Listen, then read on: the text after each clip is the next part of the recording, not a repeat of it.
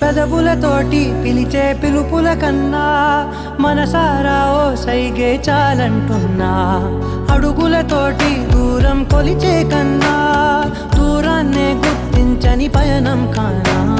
నీడల్లే వస్తానే నీ జతై, తోడల్లే ఉంటానే నీ కథై.